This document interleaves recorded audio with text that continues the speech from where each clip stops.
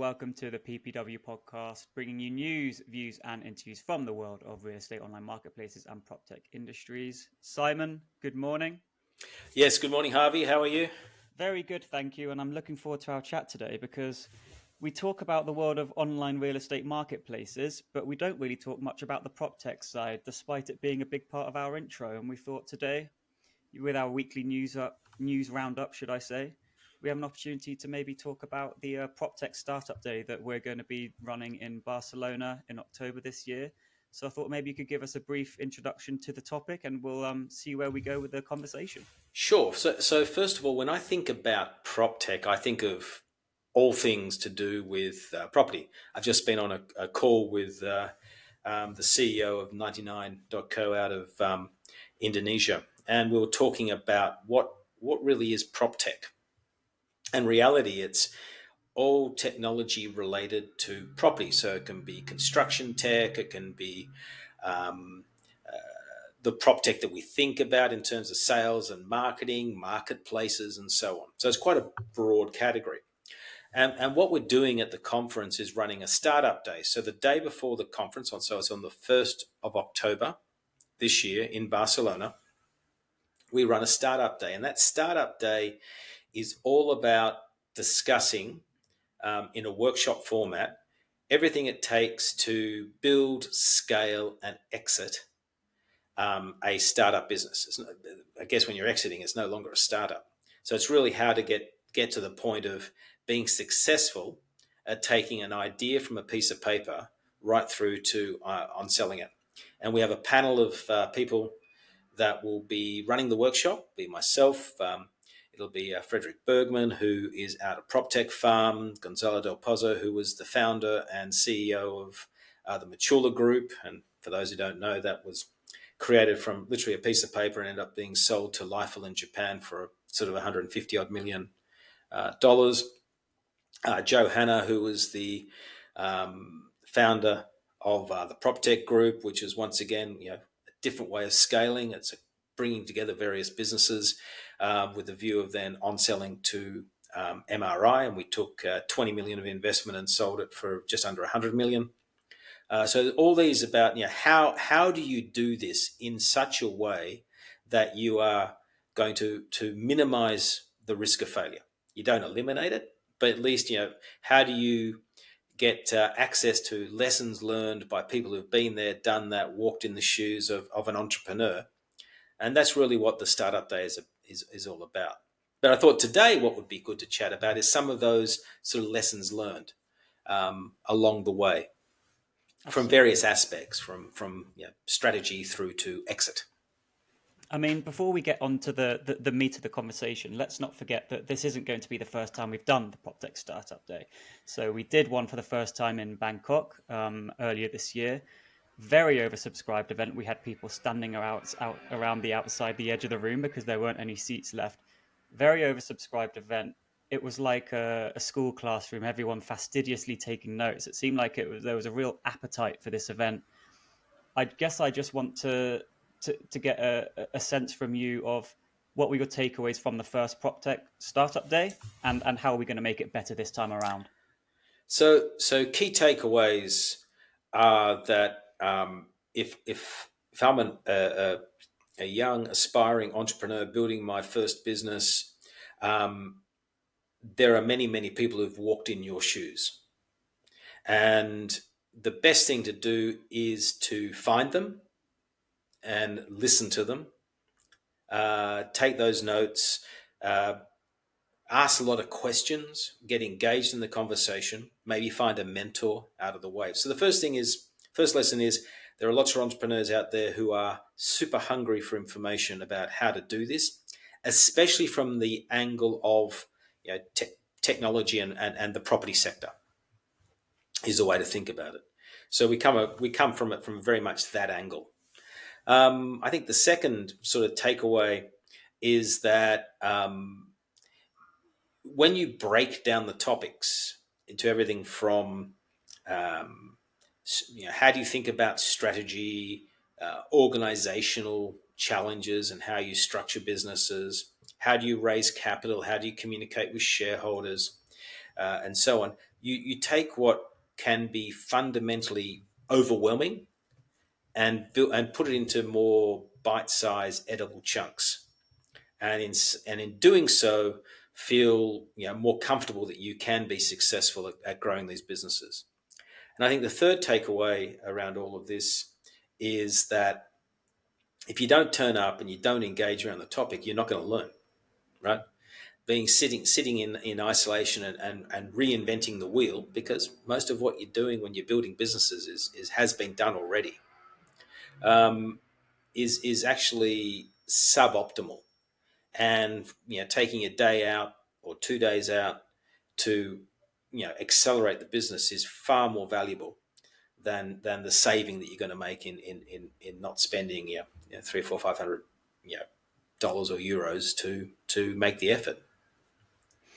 I mean, let's dig into that a bit deeper then. I mean, what is the profile of the perfect attendee for the event in Barcelona? And Well, well, yeah, I'll end the question there, and we can go a bit deeper yeah, afterwards. yeah, yeah. If you think about, so we had um, in the room everyone from I've got an idea and a piece of paper, and I've got to do my first capital raise to get some momentum around it, through to we had the head of strategy for Domain, right, and he was there to get a different perspective on how startups are thinking about it, who are the opportunities that we could acquire or get to know, and so on, because they're coming from very different perspectives around it. So it's actually really relevant to a broad spectrum of people, and sort of leading the session and having really having to have to sit down and think about what it looks like. We try to make it very engaging for everyone around it. So there's no one profile. Clearly, it's better off if you're a CEO or a COO or a CFO, someone who's in a position where you can actually um, mold the outcome. I think it's super appropriate to be there. What makes a valid startup? I mean, what makes a prop tech concept worth pursuing in the first place, Simon? Actually, that's a very good question. I see business plans at a rate of, geez, on average, maybe one to two a day come across my desk from all around the world. And the ones that, and what I tend to do is sort of keep track of them over the years. Right. So, I can go back and pull out business plans from 5, 6, 7, 8 years ago, how people were thinking about it in those days versus how they are now, and how successful they've been. And some have been super successful, and most most have gone nowhere. So, what makes a good startup? The first is having absolute clarity on the problem you're solving, and making sure that that is a real problem. And what I mean by that is, if you're trying to solve, how do I make an existing process more efficient and effective, and if I do that, there's going to be a better outcome for everyone, then that's a valid problem that you're solving. If I'm trying to do something that no one's ever done before, so I'm trying to change the way people think about doing something, my argument would be it may not be a valid problem that you're solving in that process. Sure, someone had to come up with a Sony Walkman, and that was something that hadn't really been thought about. But they actually were solving a problem, a real problem. The real problem was, how do I enjoy my music while walking around? Okay, and so when I think about it, the first thing is you've got to have a valid problem that you're solving and a valid approach to doing that. The second thing is, if you are successful at doing it, is there a big chunk of revenue that you're going after? And secondly, if you do go after it, can you be profitable in capturing that revenue? So at a unit economic basis, it actually makes sense. So they're the sort of at the core of what I think makes a real startup. And then I think that the third is, having done all that, can I then execute it? Does the individual have the skills and capabilities to take what is a fundamentally good idea and execute against it? Okay, because there are a lot of people with great ideas, but they can't execute their way out of a paper bag. Okay, they just don't have the skills. And there are other people who are very, very good at execution, but it's just a wrong idea. So it's the coming together of skills and capabilities with a really valid idea to a legitimate problem that you're solving that has a degree of uniqueness about it, vis-a-vis whoever else is solving that problem or a similar problem in the market today. I mean, if we take that, let's take the assumption that I've got a good idea. What makes the profile for the entrepreneur being a valid pursuit of the business? Because you need a bit of crossover, don't you? You need a good business model, but you also need the right personality, the right person.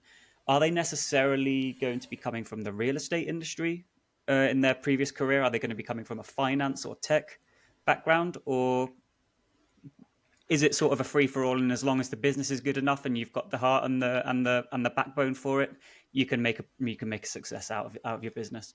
Sure, there are always exceptions to the rule. So I'll start with a caveat. Okay. However, the most successful entrepreneurs I've seen have absolute clarity in what they're doing. So it's not not muddled thoughts. B, have um, a valid reason why they are the person to solve the problem. So they've got some degree of experience in the industry. Not I was trying to buy a house and the process was complex, so I started. That's not a valid reason, right? You've just had a problem that you're trying to solve. The question is why you and not someone else.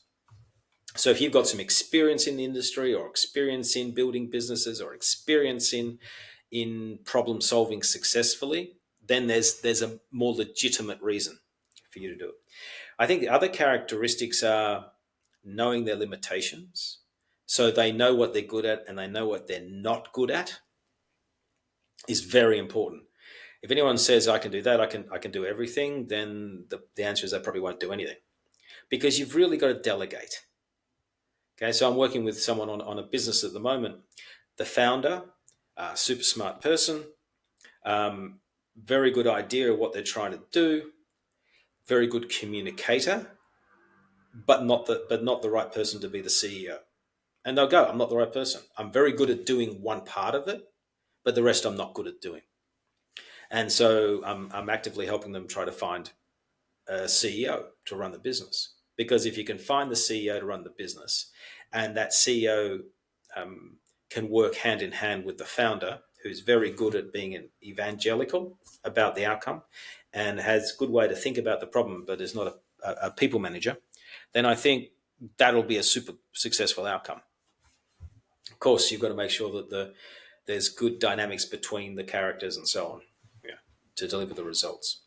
And then I think the other thing that's super important is the capacity to be realistic in what you're trying to do. I reckon 80% of the business plans I see have, we're going to do 1 million, 1.5, 2 million, 2.5 million, 15 million, 30 million, 80 million. Bang, hockey stick. And you go, well, why do you believe that you're going to be super slow growth and then you're suddenly going, oh yeah, well, we're going to do all this stuff. And what they've really done is created a model in a spreadsheet that has some, 10% growth times 12% growth times 15% growth, and you multiply them all out and it gets to a big number.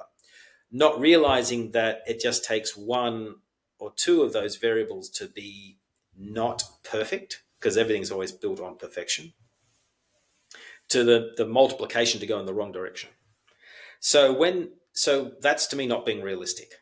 You have to be realistic. You have to be this balance between success oriented, smart, driven, happy to work on. When someone says I'm doing this and something else, I go no, because you're either focused on the thing or you're not focused on it. It's binary, right? You can't be partly focused on it. So when you get those characteristics and you're doing it in a way that is realistic, so your projections, etc., are um, conservative in nature, then it's easier to get involved in it. And then finally, you've got to have the characteristic around not being greedy. Too often people are greedy. I don't want to give away any value to the business, so on and so on. And in doing so, it's much harder to attract um, quality investors because you need money to accelerate these things. Hopefully, a big chunk of money, so you get good traction. So that's where I see all the real issues or There the are a real couple of opportunities for doing this and the characteristics of someone who's can be successful. there are a couple of really good points in there that I'd like to push you on a little bit further. One of which is the assumption of perfection. What you said there was that people will have these very optimistic pie in the sky models. They think the business is going to match their model and everything's going to be easy.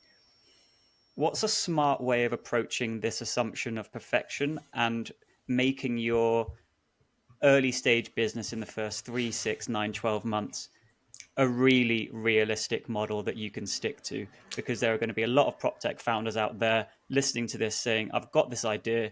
This is what I think I'm going to get.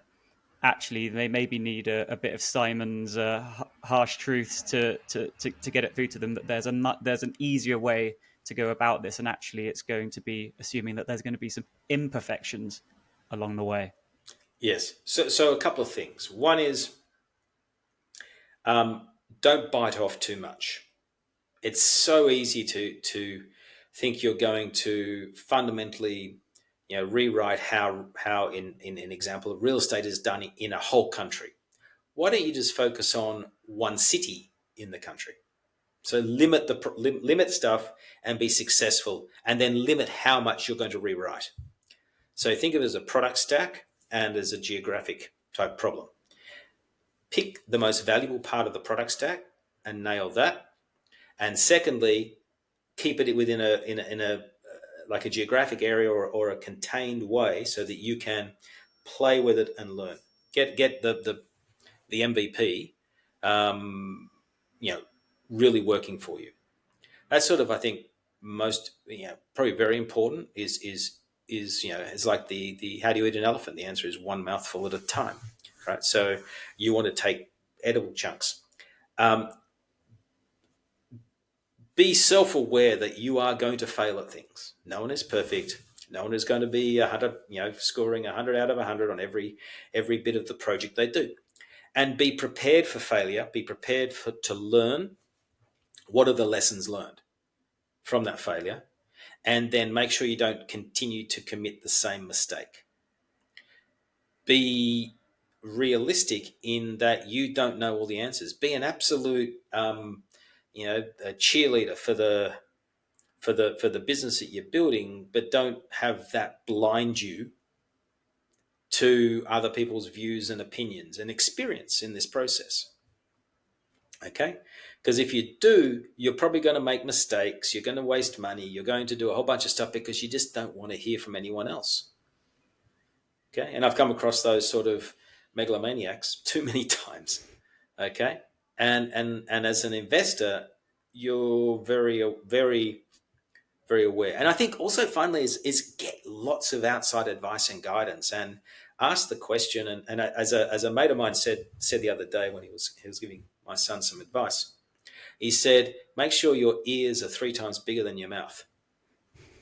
Okay, right? Because the only way you learn is by basically shutting up and listening to people who've been there, done that. You don't have to do it, but just hear the opinion, right? Because within that there'll be something that you don't know. Absolutely. I mean, there's another thing you said that we may be going slightly off piste here, but you said something about picking out the most valuable part of the product stack in the early days. There's something interesting in that I want to explore, which is I want to build my business. I've got all these ideas. What are my strategic priorities in the early days? What do I need to get right first, and what can afford to wait? in my first 6 to 12 months of operations? What can I start thinking about after 24, 36 months? How do I approach things in the right order, Simon? Well, clearly it's situation dependent. That's the first caveat that comes out of all this. But when you think about all the elements that need to get done, map them. All right. So I'm working with Alcubo in Brazil at the moment, and Ronnie, who's the CEO there, he went, I'm going to use technology to really optimize the Brazilian real estate industry. So that means new homes, established homes, and everywhere in Brazil. You go boom like this. What you learn rapidly is that's way too much to do at any point in time. So then he's now gone, well, wait a second. I'm focusing on Sao Paulo. Why? Because 50% of all new developments are done basically within Sao Paulo's region, just because of the nature of it's a massive city and so on. Okay, limited one, right? It's tangible. I can get in a car and I can, within a few hours, drive to wherever I need to go. Two, I don't need to do secondary sales. I'll just do primary. So I limit and limit and limit. So it's all about being smart enough to limit what's happening so that I can then focus on the where the value is. And so he's very much focused in on where the value is, and if as he becomes more and more successful around that, because then the next thing is how do I take that real estate process and drive super efficiency through it all. One more topic before we get out of here, because I know this is one that everyone wants to know about, and that's money, right? Where do I find my first investment, and how's the best way to get it? So first, when you're raising any money for a business, um, always the first round is the friends, families, and fools round. Okay, you've got to hit up anyone and everyone you can. Sell them your idea. The better you sell it, the easier it's going to be to raise money because they'll have belief in you. Clearly, family in particular want to support you, so they'll give you some money and so on. And then there's always the crazy people who just give away money because they don't really know what they're doing and they don't do the due diligence and so on. But that round is only gets you so far. Okay. Um, and it's important that you price things well. So don't walk out and say, well, I've got a piece of paper and that piece of paper is worth $10 million. So for your $100,000 investment, you can have 1%. So no, no, no, no, no. The piece of paper is worth nothing, right? Okay, it's got some good ideas on it, right? And what you've got to do is say, well, no, I'm going to value that at 2 or 3 or something because there is a bit of value there, right? But I'm not. So there's more value for those who put their money in early, okay? And then having done that, you then work your way up in terms of the type of investors you get, right? Those type of investors are more sophisticated, but they want to invest in businesses that have more and more um, uh, have demonstrated that they've done something. They've got a product that works. They've got some customers who are paying money, and so on. That's how you grow your funding over time. And of course, you've got to be pragmatic in your pricing. Don't be too aggressive. Don't sit there and value it at a very high amount of money when you haven't really delivered the results. Okay, and be aware How of what other businesses are valued out there as well. I was going to say, how do I accurately value my business in the early days when I don't really know what it's Okay. worth? How do I know that the investor isn't going to A, laugh me out the room because I'm valuing it too high, or B, laugh me out the room because I'm valuing it so low that I'm giving away the fact that I don't know what I'm talking about? Yeah. So the way to think about value, first of all, you're going to be a price taker, right? People are going to set the price for you. You're not going to be able to say, well, this is a $50 million business and I'm valuing it. No. All right. You're going to have to go with what people value that business at. Okay. And when you have to look at peers in the market. What are they doing? Do not value yourself like an REA or any of those other value themselves because you don't have the capacity to do that. You haven't earned the right. to do it. You have to be very mindful of the fact that you're very junior in this whole process, and you also have to price it so that there's money left on the table for the incoming investor. You've got to make it attractive for them and easy for them to say yes.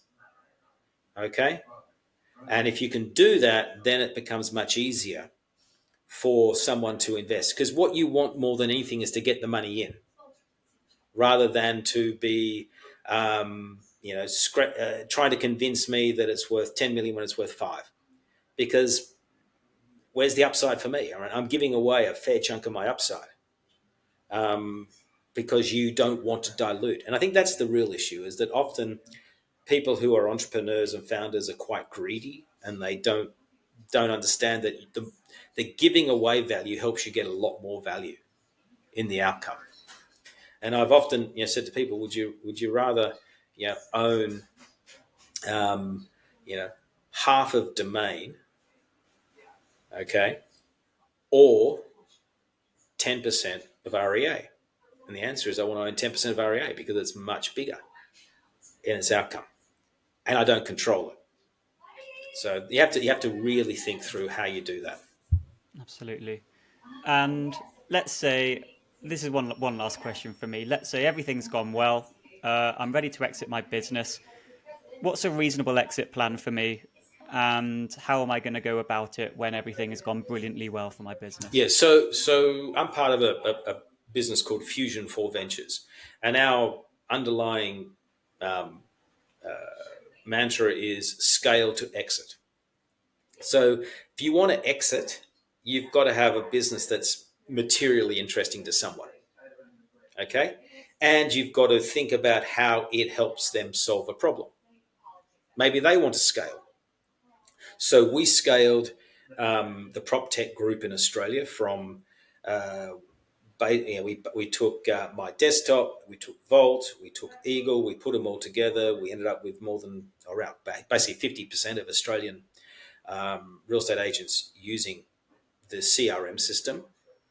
And then we sold it to MRI, who wanted to scale because they wanted to have an even bigger business in the Asia Pacific market, where they already had some operations. So you're solving someone else's problem. So always when you build your business, keep in mind that if you can grow your revenues, become profitable, okay, and solve someone else's problem, okay, then you've got a good chance to exit. Often people say, "Great, yeah, I'm going to go list on the stock market." I've listed four companies now on the stock market: Mature Group, PropTech Group, Real Estate Investor, and Genesis. And those four, once you list on the stock market, your problems start, right? They're a different set of problems. Okay, you may not have liquidity in the stock. You may not have the market covering you. You may not have the market truly represent what the value of the business is. When Harvey, we chatted yesterday with rent.com.au in Australia, who is, I think it's a market cap of like 16 million Australian dollars. But he's got some really interesting growing businesses, parts of his business. But the market's not necessarily valuing that. And therefore, now you're stuck with, and then you can't argue my business is worth a lot more, right? And that the market, it's much harder to, because the market's saying you're worth 16, and you might go, well, I'm worth 30. And you go, well, the market says you're worth 16, and so on. So they're the challenges around it. So an exit via listing is lovely in theory. Everyone wants to be Amazon, but most people end up being these unknown companies that are basically uh, they call it trading by appointment on the stock exchange, meaning that if you want to buy shares, you've got to find someone who has to sell shares, and you're not going to be able to buy on market because you move the share price too much as a buyer or the seller on the stock market. Understood. Very, very difficult, very difficult to do. So I think when you scale the business with a view of exiting, always think about who that exit partner is going to be, and start conversations with them very early to make sure that you're a very good match for what they want. Okay, in their overall objectives. That brings us to about 30 minutes, so I think that's a good place to leave it there. So let's just do one more quick plug for the PropTech Startup Day in Barcelona. How many spaces have we got, Simon? How many are still available? And how Yes. can they sign up?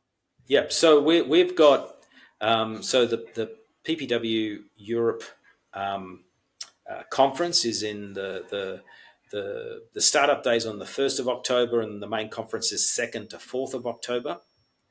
Go to www.ppweurope24.com.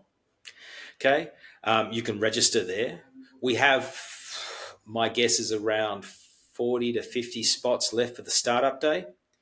Okay, we've already got well over 100 people registered for the conference, and we're still 5 months away from it. So we're very happy with how that is progressing.